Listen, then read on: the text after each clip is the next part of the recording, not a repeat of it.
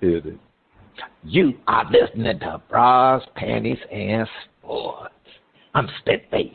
Please welcome our host, the First Lady of Sports Talk, Cheryl Smith from what we used to call the Sunshine State. Now it's starting to look like the Wet and Moist. Yes, it's been doing a lot of raining here in Florida, especially South Florida. Good morning, everyone. Yeah, I'm just trying to keep dry. Now, I got an Uncle Noah. Should I tell him to add you to the route? Okay. Now, this week on Shout Out, we have music from Rey.Ant. That's right, Rey.Ant. Plus, we have Tiaybe. Will they find their shining star or just give a brother problems trying to pronounce their names or get the whole feel of the mute button? First Lady, we're ready. What you say? Each week we try to figure out what is going on in the sports world, not the plays of the week, more like the players of the week. Are they trying to tell us something? So we ask, what you saying? Fly, little birdie, fly. Time keeps on slipping into the future. Time keeps on slipping into the future. So I want to fly like an eagle to the sea. Fly like an eagle, let the spirit carry me. I want to fly right into the future. The little birdies known as Kristaps Porzingis, Marcus Smart, Tyus Jones, and Chris Paul are flapping their wings as they fly to their new NBA homes. Kristaps went from the Wizards to Boston. Marcus Smart is now on the Grizzlies. Tyus Jones went to the Grizzlies. CP3 is now a Warrior. Kristaps, Smart, and Tyus were part of a 3-team trade. Which trade was more shocking, Smart being traded or CP3 to a division rival? Which team made out like a bandit and which one got fleeced? Marvelous Marvin Hagler, rest in peace, Bernard Hopkins, Roy Jones Jr., and the Steve Miller Band are asking, what you saying? Spitface? I mean, yeah, both trades were shocking, and but I really think the Marcus Smart trade was more shocking because no one saw that trade coming. Now, everyone knew CP3 was being traded, and he was already traded to the Wizards. It was the Wizards that traded him to the Warriors, not the Suns. So it really wasn't a rival trade. It was the Wizards. He was already on the East Coast, but he got traded to the Warriors. But now, it was also shocking that the Warriors gave up on Poole, but maybe it really wasn't, and I'll discuss that later. However, Marcus Smart is considered the soul of the Celtics. He's their vocal leader in addition to Al Horford. You know, that, I mean, I'm quite sure it really was surprising to the team. You know, Smart didn't even know he was going to be traded until he was notified a few minutes before the trade was agreed upon. And it's shocking to me because, you know, the original trade was to send Malcolm Brogdon to the Suns for Kristaps Porzingis, but the Suns didn't like his medical history, and they just basically canceled the trade. So the Celtics pivoted to the Grizzlies, who always wanted Smart. Now, it was surprising that the Celtics traded for a big man when they really need a floor general. Now, I thought CP3 would be good on the Celtics team, you know, because Smart is not really a typical point guard, and the Celtics struggled against the Heat because Smart, Brogdon, nor Derek White could run the offense during crunch time. That was the problem. They needed more true quintessential point guard play, and they really lacked that. So I was really shocked that they traded the one point guard they had. Now, again, he really is not a quintessential point guard, but at least he is a little bit better than, you know, what they had. So now, you know, I guess Brogdon and Derek White will be their point guards. And I don't know. I guess they wanted a stretch five in Porzingis. Now, he can really play. He can play both sides of the game. He can play defense. He's a very good shot blocker, and he's very efficient on offense. And I just thought maybe they just felt that they needed some more firepower when it came to those crunch time situations, because they do got a big three now. You know, they got Porzingis, Tatum, and Jaylen Brown. Now, you would think that there's a little bit crowded on the center and their big man because they do have Williams and Al Horford. So maybe Al Horford will go to the point. Well, actually, I don't know. That's going to be quite interesting. Yeah, I know what's going to happen. They're going to move Tatum to the 4 spot. Well, actually, he was always playing the 4 spot. So you'll have Porzingis, Tatum, Jaylen Brown, I guess Bogdan and White. That's going to be their starting 5. So they're going to have a slow backcourt. It's going to be quite interesting to see how this trade really helps the Boston Celtics. And, to be honest with you, I will make you laugh, Spitface. I was hoping the Knicks would re-sign, would get Porzingis. I thought Porzingis would look good in the Knicks uniform again. I mean, we got him when he was young, and because of his situation with his brother was very controlling and everything.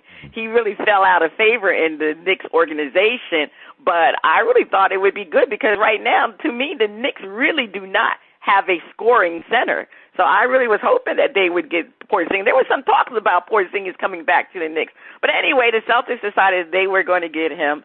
And, I think it's okay for them. And now, to me, was it so shocking about the CP3 trade is that what was really shocking about CP3 trade was the fact that the Warriors gave up on Jordan Poole and his big contract. This new collective bargaining agreement that the NBA and the Players Association agreed on is going to be very difficult for wealthy teams to maintain 3 to 4 max players. The league wanted small market teams to have a fair shake in obtaining and maintaining their big players when they came up to their contract time. So this collective bargaining contract was specifically aimed at the Warriors, to be honest with you. It was aimed because, the Warriors were signing their players and they had a healthy payroll.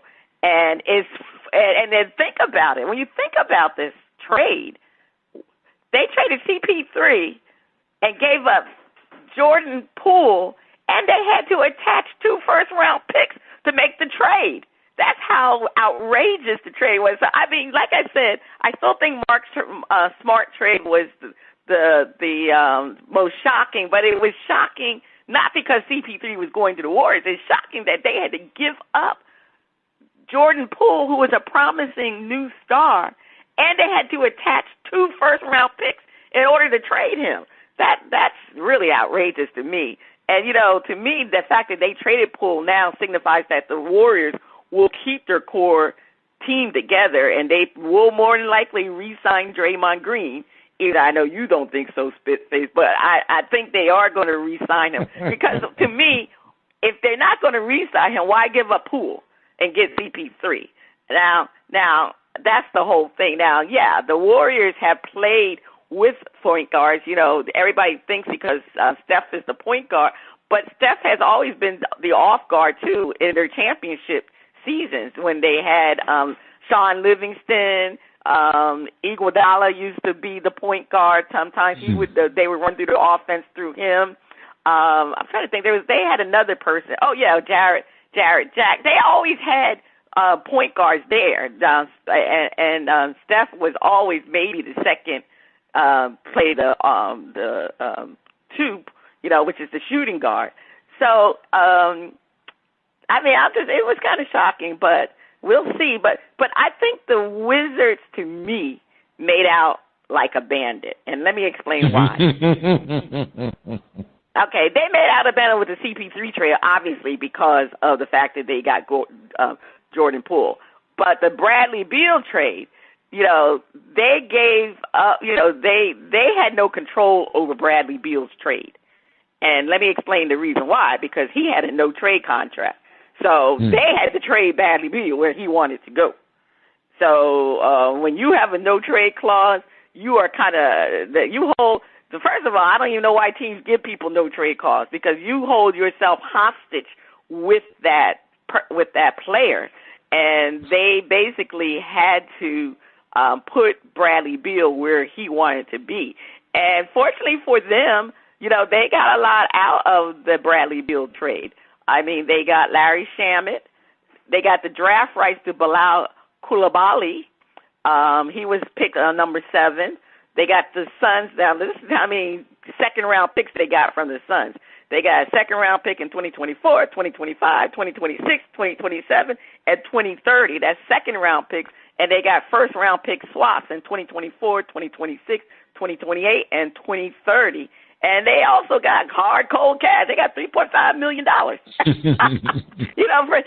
in the day, teams used to always sell players for cash money. I don't know if you knew that, but, when the NBA was struggling, that was one of the things that teams would get is cash money. So, and then that's just for the Bradley Beal trade. And obviously for the Wizards trade, they received Poole and that draft capital. So basically the Wizards have a chance to rebuild their team, and that's what they wanted to do. That was the reason why they got rid of Porzingis, Bradley Beal, because they decided they're not winning anything. As a matter of fact, they didn't even get to the play-in tournament. So it was time for them to restart and rebuild this team. And to be honest with you, I think all the teams did well for what they wanted to accomplish. Now, to me, the Warriors took the most risk. And I'm not saying they got fleeced, but we really won't know if the Warriors got fleeced on that deal, because if they do not win a championship, they no longer have a promising future. Now, you have to remember, the Warriors had old players who were winning championships and new players. Remember, they traded James Wiseman at the trade deadline. They have now traded Poole. So that leaves them with their only 2 picks, Jonathan Kuminga and Moses Moody. And I think they did pick they had their own pick this draft, and they picked up Brandon I can't even pronounce the name, Podziemski, and he's supposed to be somewhat good. But this team is very old and costly. So if they do not win another championship, and I would say we won't know until 2 to 3 years later, if they don't win a championship, they got fleeced. Because, like I said, they had to give up on a potential superstar in Jordan Poole. So the Warriors has a chance to get fleeced right now. But we won't know. We won't know until 2 years. I would say 2 years, because I think CP3 only has 2 more years left in this league. So, anyway, who do you think got fleeced? I think the Warriors got fleeced. but okay. Really, and actually, I struggle with this, and I'm thinking the Celtics got fleeced just by giving away Marcus Smart. Just by making that move, and Kristaps Porzingis, the Knicks would have served each other well. But I look at just letting Marcus Smart go for anything but, I mean, no, they. So I don't know if I could say fleece, but maybe hoodwink. They got hoodwink. And then second, the Warriors just they got fleeced because it really looks like they didn't get much. And it's not so much CP3. They said they were going to let CP3 go anyway. But they just didn't got much overall. And there's no guarantee that Draymond is going to come back. And there's no guarantee with him back that they're going to be able to beat a team like the Nuggets or suddenly the resurgent Lakers. So, but I do think, I'm with you, the Wizards made out like fat rats. They made out, they got cheese. So they grinning. That's all I'm saying, First Lady. Yeah, the Wizards, they have a chance to rebuild their team, and they do. They have a chance to rebuild their team, and these other teams, they hoping that these one players would help them out, and they got Tyus Jones. Where did Tyus Jones went to the Wizards, right? Yeah, he went to the he went to the Grizzlies. Went to the Grizzlies. No, Tyus Jones was already on the Grizzlies when they traded. I think Tyus Jones went to the. I think he went to the Wizards. I forgot about Tyus Jones in that trade. Tyus Jones is always been the best. What was he? He would be the best. Backup player. Yeah, he went to the Wizards. So the Wizards backcourt is going to consist of Tyus Jones, who to me is almost like a quintessential point guard, and Jordan Poole. That's a very formidable backcourt right there. So I to be honest with you, as bad as the Wizards needed to restart, I think they have a chance to be in the play-in tournament when you got those two. So, yeah, I forgot that we were talking. I just realized Tyus Jones went to the Wizards in that trade. So, yeah, the Wizards they made like a fat rat. You're right. All right, over to you. Don't call it a comeback. I've been here for years, rocking my tears and putting sunglasses up here, making the tears rain down like a monsoon. Listen to the bass go boom. Explosion, overpowering over the competition. I'm towering. Reconcile when I drop these lyrics that'll make you call the cops. Don't you dare stare, you better move. Don't ever compare me to the rest that all get sliced and diced. Competition paying the price. I'm gonna knock you out. Mama said knock you out. We are talking about the knockout punch to the trade rumors that Zion Williamson of the Pelicans will be traded to the New York Knicks before the draft.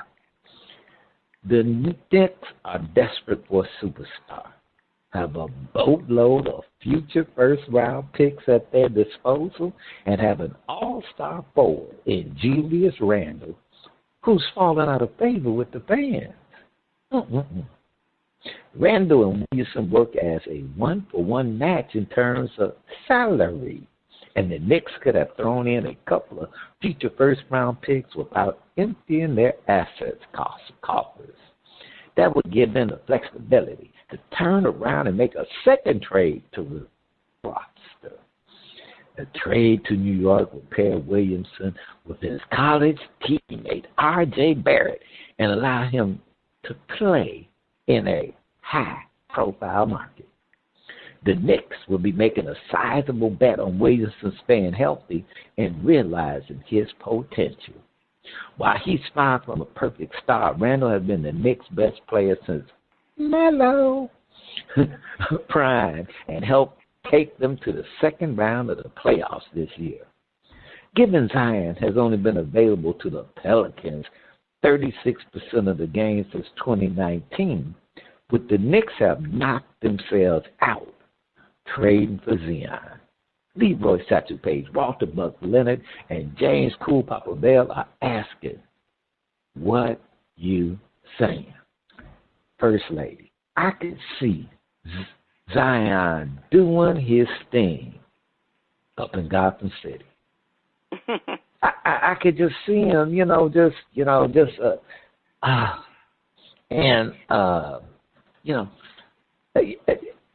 flying, smiling and grinning as he's going up and down the court. Just a little happy butterfly up in the big city.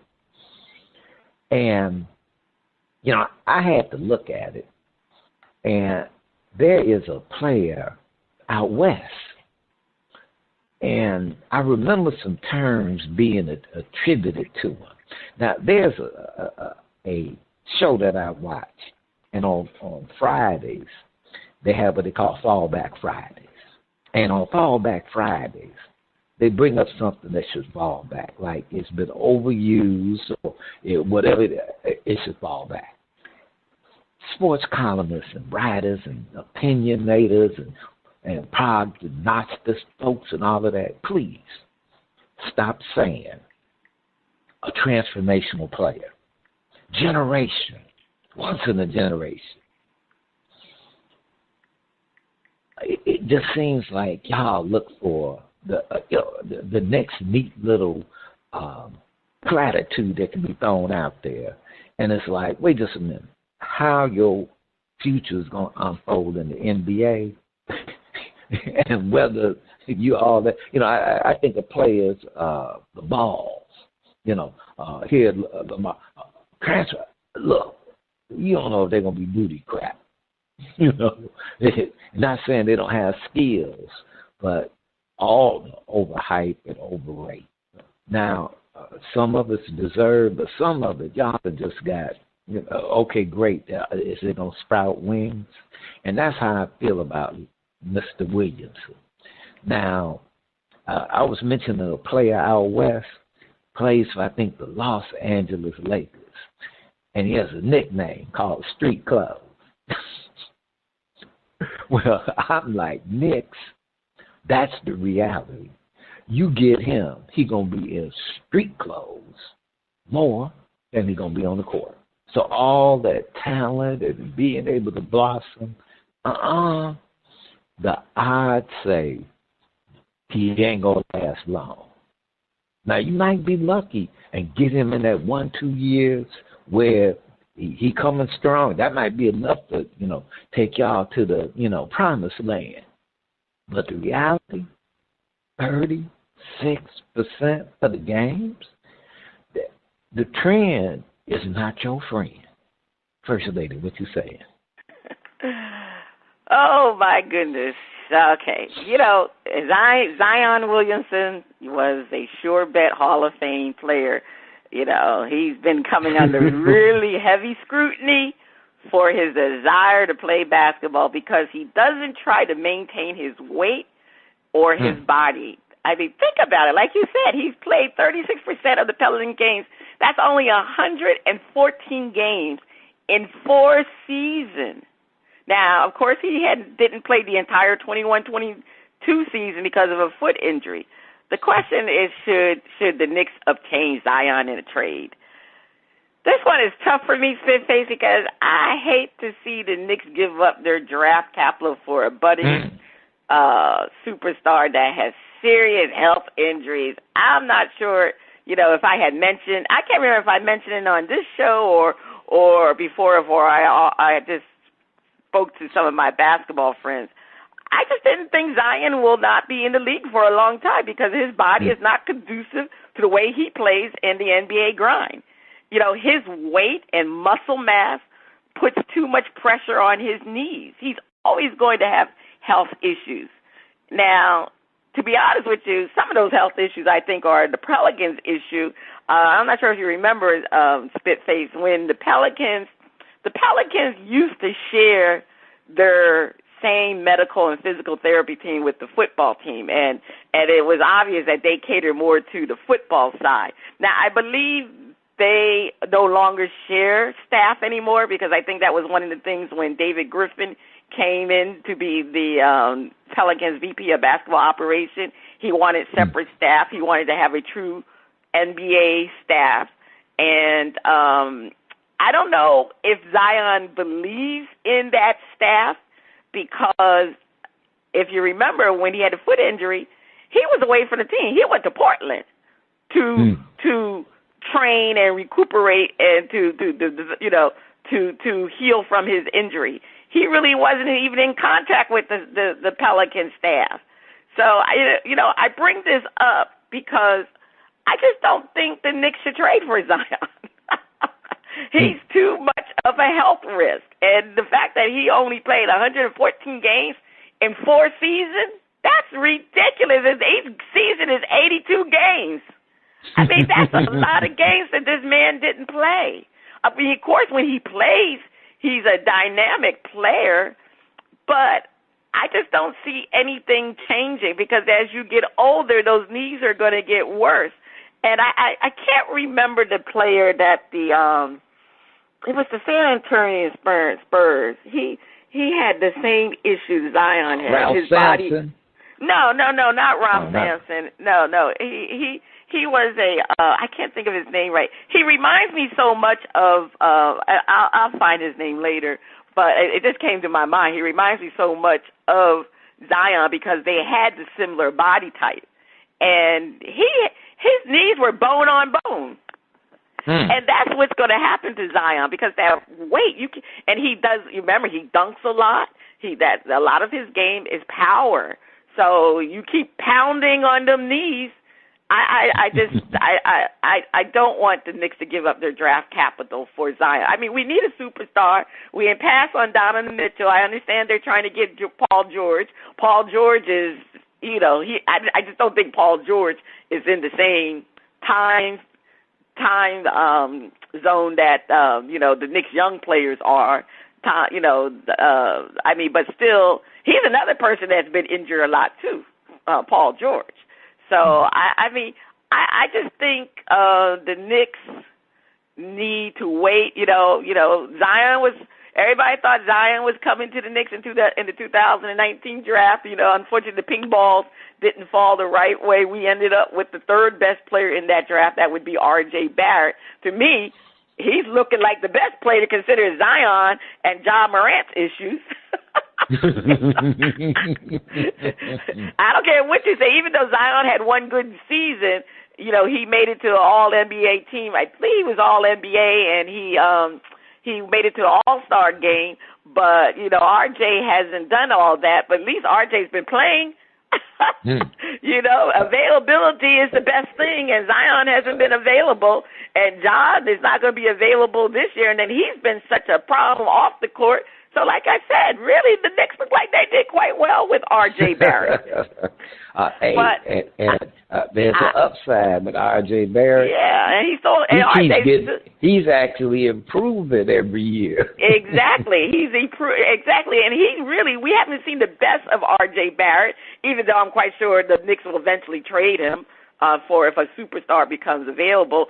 But anyway, I don't even know what great superstars are out there now, unless Jason Tatum becomes available, and I'm quite sure the Celtics won't trade Jason Tatum. I'm just, when I look at the league right now and I see what players out there now, Embiid could be a possibility for the Knicks.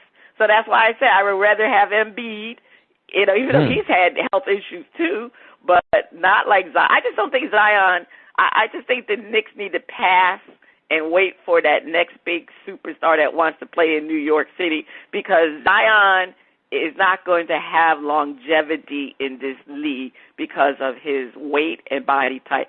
Unless somebody can get to him and tell him he needs to lose some weight. That's all I'm saying. Yeah, it's not going to happen. I don't want the Knicks to trade for Zion. Nope.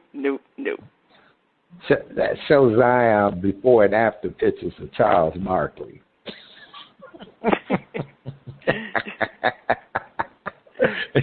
You don't want to end up with Barkley, do you? First Lady, please take us at the break. Stay tuned. Coming up next, we have a performance from Rey.Ant on Shout Out Part 1. Barkley.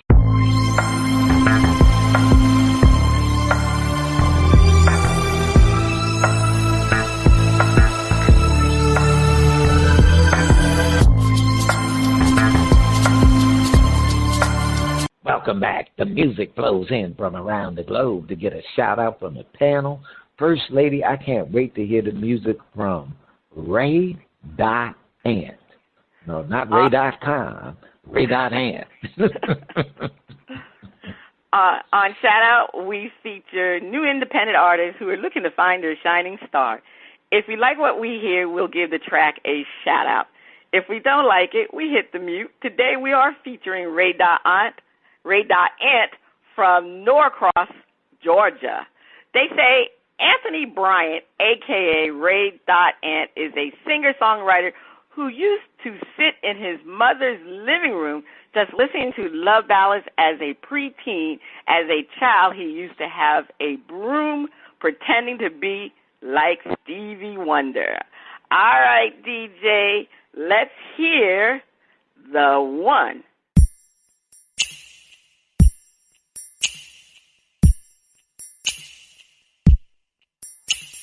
Baby, I wanna be the one for you, the one who's there for you, the one who cares for you. I wanna be the one who's holding you down, the one who's loving you,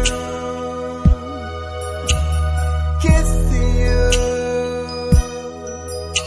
caressing you through the night. Hey girl, I wanna be the one for you, the one who's there for you, the one who cares for you.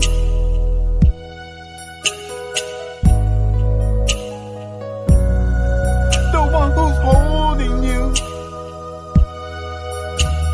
kissing you, caressing you through the night. And baby, I wanna laugh with you, I wanna talk with you, pray with you.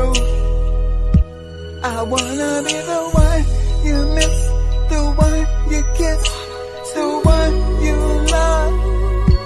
I wanna be there for you. And baby, I wanna be the one who's holding you down, the one who's loving you, kissing you, caressing you through the night. Kiss me, girl, I wanna make your toes curl, lay your body down, don't make a sound. So baby, let's get it on. Before you go to work, I'm the one that you'll be thinking of. And baby, I wanna marry you, I wanna comfort you, play with you. I wanna be the one you miss, the one you kiss, the one you love. I wanna be there for you. And baby, I wanna be the one who's holding you down, the one who's loving you, kissing you, caressing you through the night.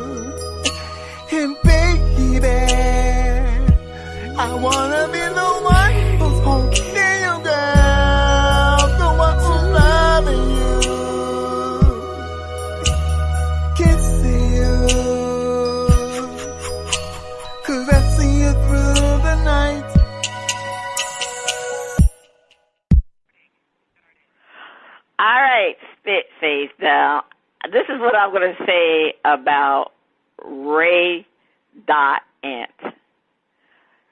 Rey.Ant, you remember what they said, that he started out on his mama's, mama's couch, and he thought he had the broom and he was singing. Well, you know what? unfortunately, no, in his mom's living room. Well, Rey.Ant needs to stay in his mother's living room with that broom because, unfortunately, Rey.Ant can't sing. I just hate to be that blunt about it, but that song sounded like it was a struggle. Like he was struggling to sing. I've heard better people singing karaoke than that. So I just hate to be that bold. Now the song itself had nice words to it, but his singing ability is just not there. I am so sorry, Rey.Ant. I hate to be that blunt, but ooh, no, I'm definitely giving that two thumbs down.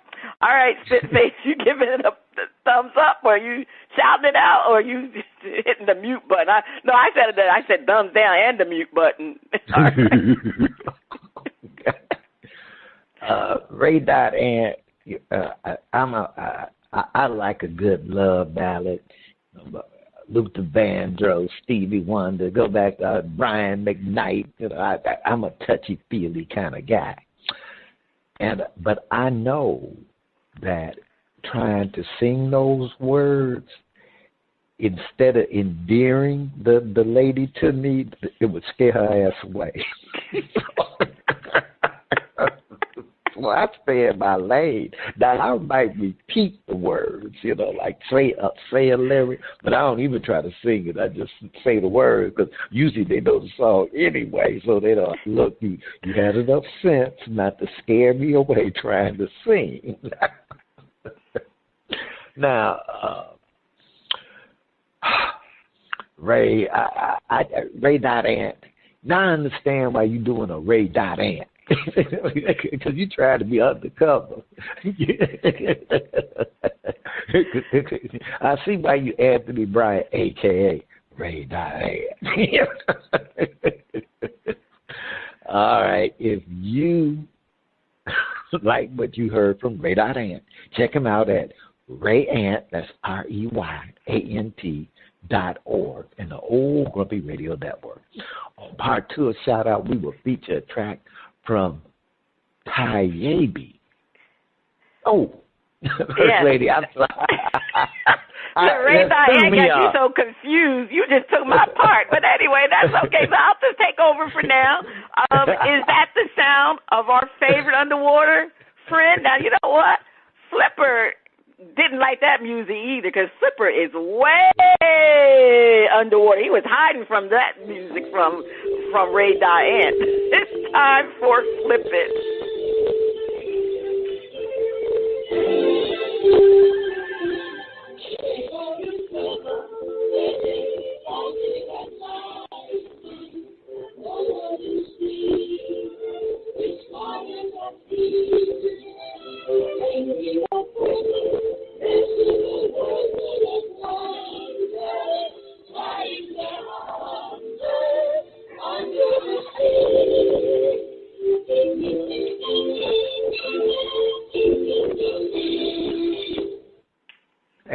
First Lady, it's been so long since we've had to mute somebody. True. So true. And I'm glad only one track was sent in.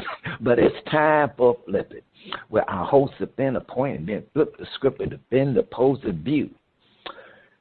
Now that CP3 is gone from the Phoenix Suns, flapped his little wings, the question is, whose team is this? Devin Booker or Kevin Durant? Defend. KD is a true superstar. It's his team. Devin. There are times when you look at things and you look at the long perspective. And the long perspective is you got a bright future as a superstar. And you could have a bright future as a superstar with a couple of rings, with, being Robin and to KD's Batman. And you'll get a break. KD has many years ahead of him, but you got many more. You got many more. And you can be biding your time, improving your game, being a superstar, fans everywhere. And when it's time for KD to step aside, you might already have 3 rings, looking to try to catch up with Kobe and Michael Jordan and Steph Curry. So the future is bright for you. But you're an up-and-coming superstar. KD is a bona fide, true superstar. When KD goes to the Warriors, now, was it Steph's team at the time or KD? Because it was like, KD, do your thing. Steph had a couple of, little tweets or whatever. Klay Thompson was hurt and rehabbing and all of that. And they mess around with some more ring. It don't mean a thing without that ring. You get that ring, get you 2 rings, and now you done blossom. And the team, as much as the team give you props, that they really give KD props. The Slim Reap coming on in there. It's KD's team. First Lady, defend.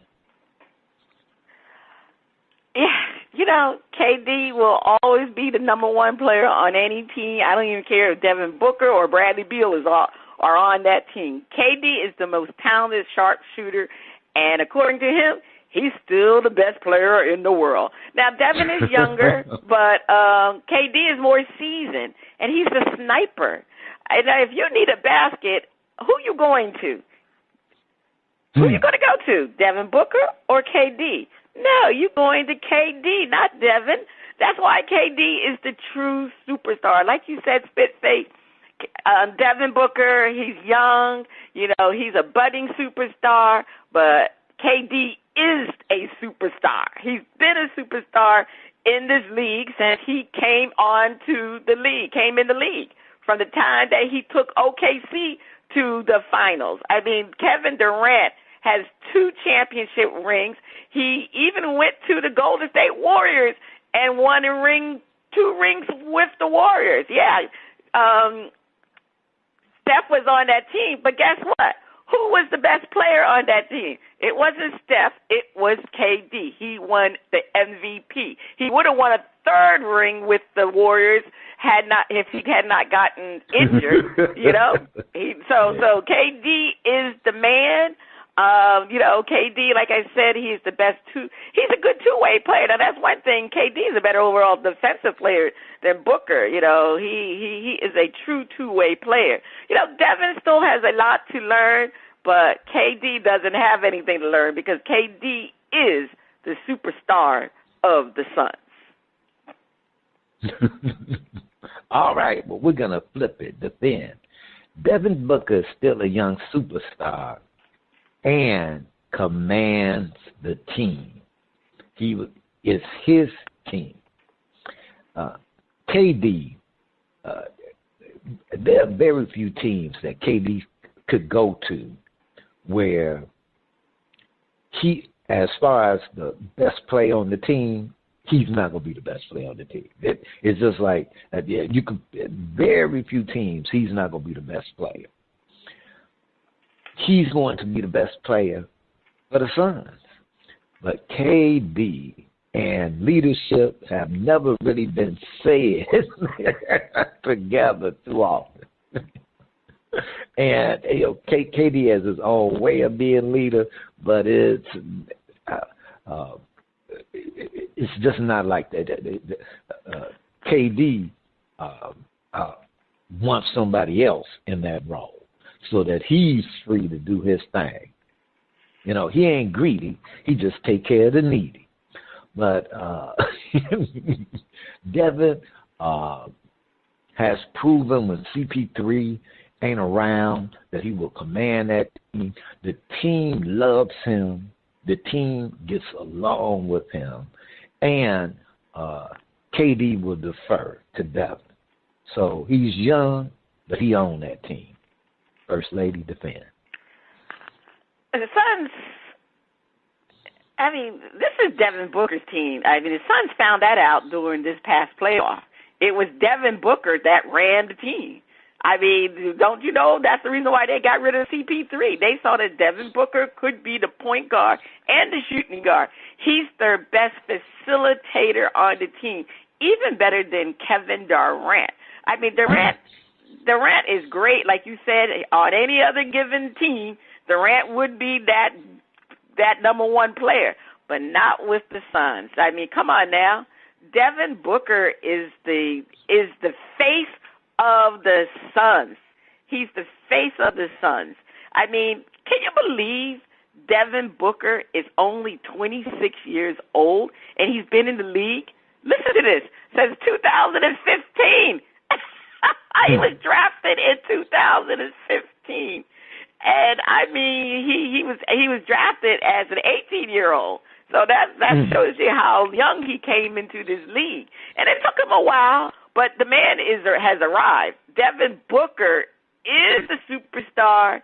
Kevin Durant is 34 years old. He's going to be, 35 probably this year. And he only has a few more years left. So it is prudent upon the Suns to definitely market Devin Booker as their superstar, as the leader of this team. Like you said, Spitface, leadership and Durant don't go hand in hand because he is not a vocal leader. He's very quiet. All he wants to do is hoop and ball. But when you are the superstar of a team, you have to take accountability. You have to put everybody else in check. Durant is not going to do that, but Devin Booker will be the one to do that. He's young enough to do it. He's been with the Suns. He deserves to be that number one person on that team because of his length with the Suns. You can't have KD coming in there and trying to be the person in charge. No, it's Devin Booker. He is the young superstar that commands that team. Look, this is Devin Booker's team. There is no doubt about it. It's all about the Booker, the Bookman. And we'll book that, First Lady. Please take us to break. Stay tuned. Up next, our favorite underwater friend on Flip It Part 2.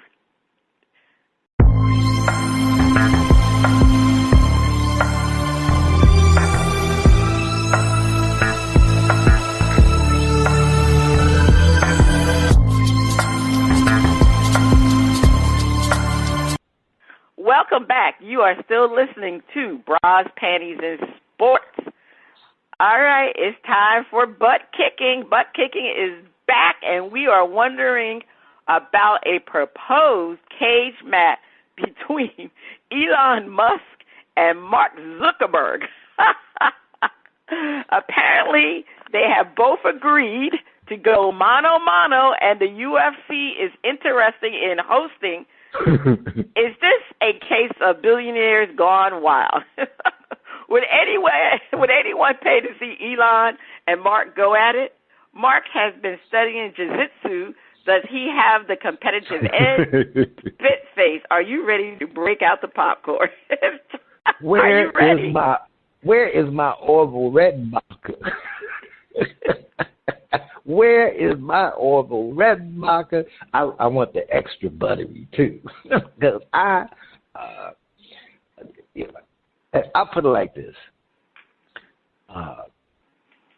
I would love to see two billionaires go at it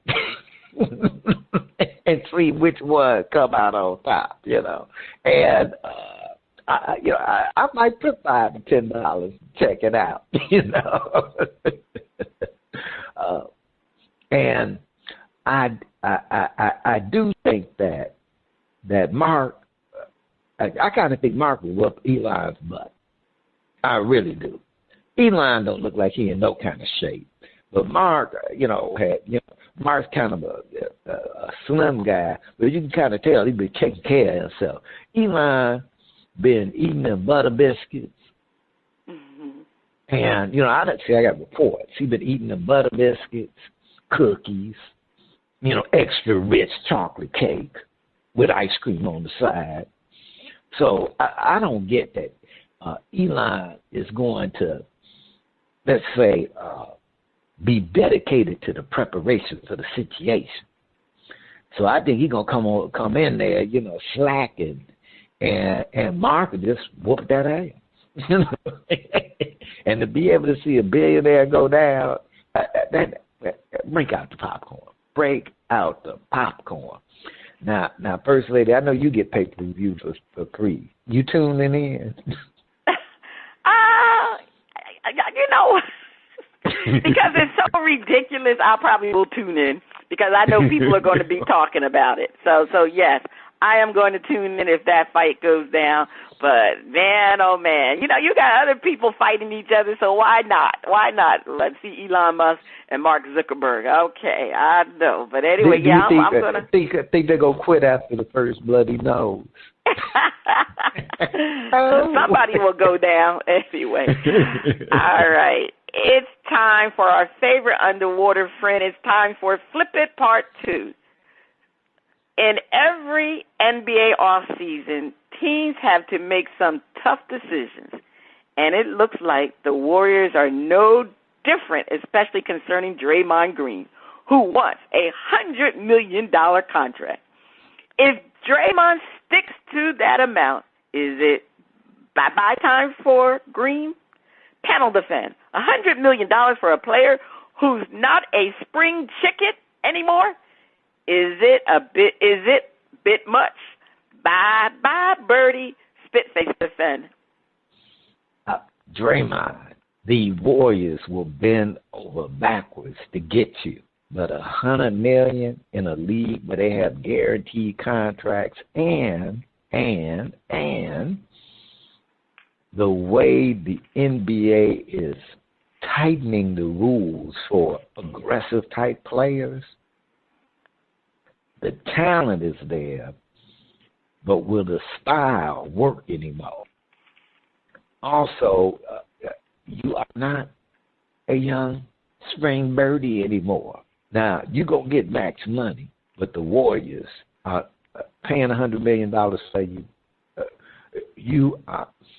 Now, back in the day, they had the $6 million man. See, that's all it took for them to rebuild. You know? For $100 million, they want a whole new. They want young Draymond with your experience. So $100 million, bye Birdie.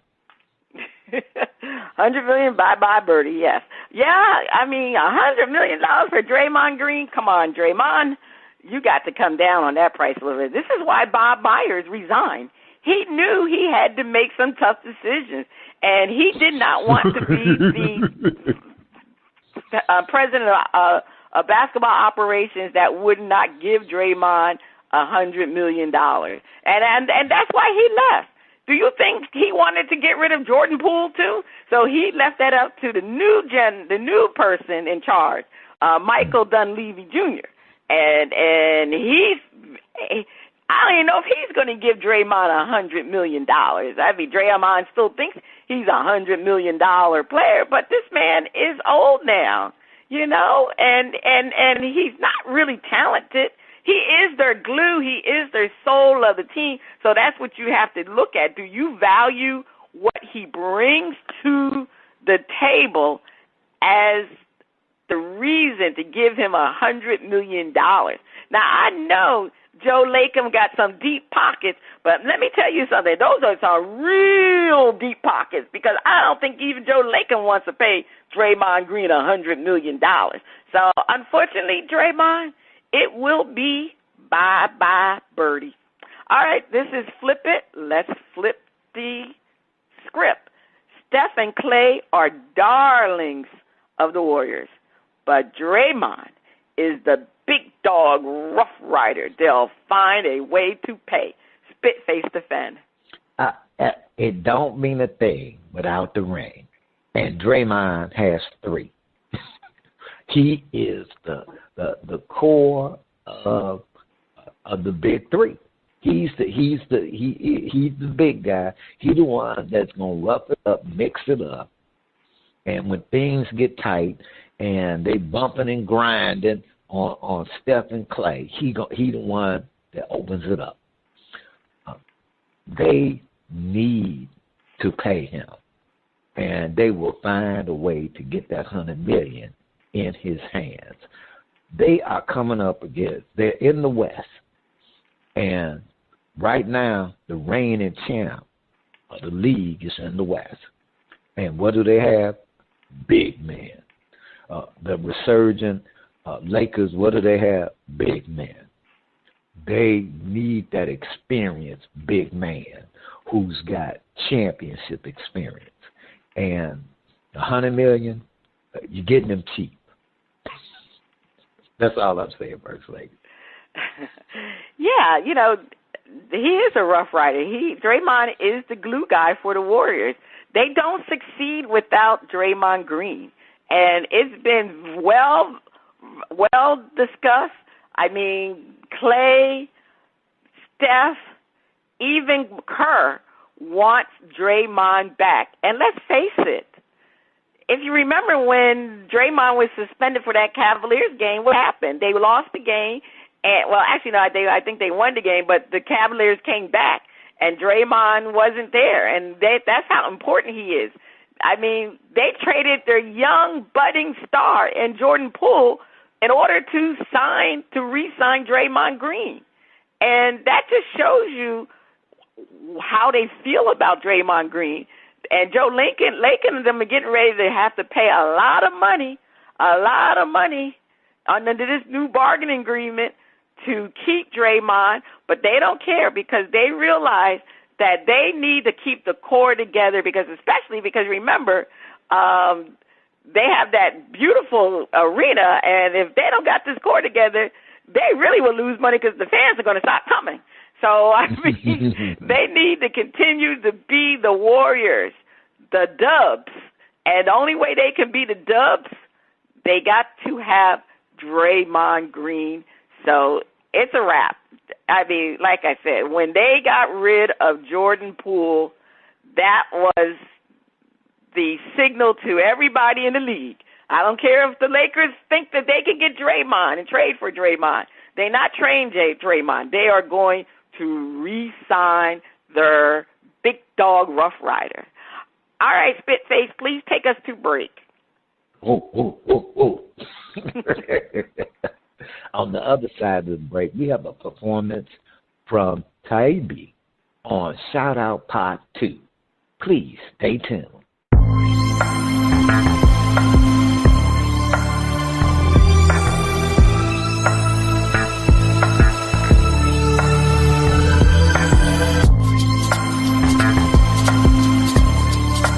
Welcome back. The music flows from around the globe to get a shout-out from the crew.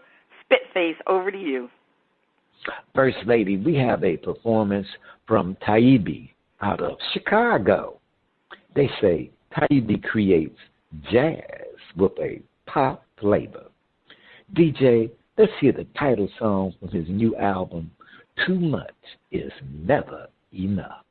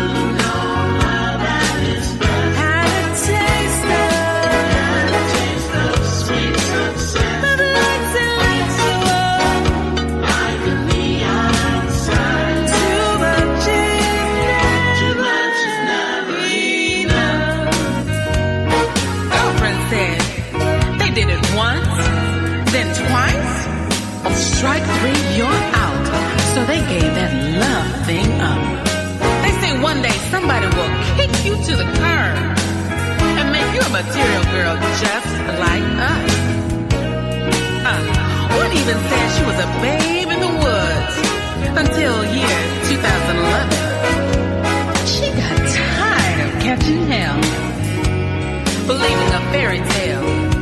She emotionally died and went straight to. And I live a life I love, and I love the life I live. That's my prerogative. Never say never.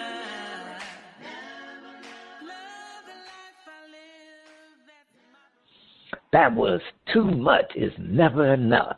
Is the track getting the shout out or the mute button? First Lady, coming at the Rey.Ant, she already had a leg up, because you couldn't go too far below that track. Now, I'm shouting it out. I do have, the song left me a little confused. And I like the harmonics. It had different instruments, the vibes in there, some horn, and the young lady can sing, and but it just seems like the lyrics was confusing me. I wasn't quite sure what she was talking about when. And then the title of the song is Too Much Is Never Enough. Well, y'all had too much in there, like too much lyrics that didn't go with the, whatever the line was. But it left me confused. But I like her singing. I like the harmonics, and I'm shouting it out. All right, but don't try to understand it. Well, Spitface, some songs are not meant to be understood anyway, but I actually like the song from the young lady. I thought her voice, the vocals were very, very good. The music was good. And you're right, anything better than Rey.Ant, to be honest with you, was a upgrade. But even if Rey.Ant sang pretty good, I still think Tiaybe, I think her vocals were excellent. And her name is Tiaybe Bledsoe. So congratulations. You're getting a shout out from the crew. So I wish you had sent another track, because then we could have listened for you twice. All right? I'm definitely shouting it out. All right. That is the end of shout out for if you like what you heard from Tiaybe, check her out at JanEmber.entertainment.org. And Jan Ember is JANEMBER, entertainment.org, and the Old Grumpy Radio Network. If you would like to be heard or have any comments, please send your emails and tracks to talent@oldgrumpyradio.com. First Lady, over to you. All right. And Major League Baseball hardball picks will be coming late in August. The baseball season is such a long season, so we'll be starting it in August. Spitface, what is your top story to watch this week? This week, I think my top story to watch is going to be how long the Cincinnati Reds can keep their streak going. They got a nice little streak going. Okay. They're looking for the all-time record for their franchise. Oh, okay. And how long is the streak? Because so far, I think it's like 14 games. Oh, okay, 14 games. All right. Yeah, so they whipping some butt. Yeah, shout out to my Florida Marlins. They're doing well too. Who would have thought? I mean, right now, Florida sports is dominating sports right now. All right. But my top story to watch is we sticking with the theme of the NBA. June 30th begins the free agent signings. Well, actually, they can't sign, but they can start. Free agents starts at, I think it's 3 o'clock, 4 o'clock on June 30th, which is Friday. And that's when NBA free agents start. There's several different seasons. NBA never stops. That's why I love the NBA. NBA is all year round, and they're going to be dominating this week because it will be the free agent market. All right. Please join us as we honor our veteran women and veteran women with disabilities.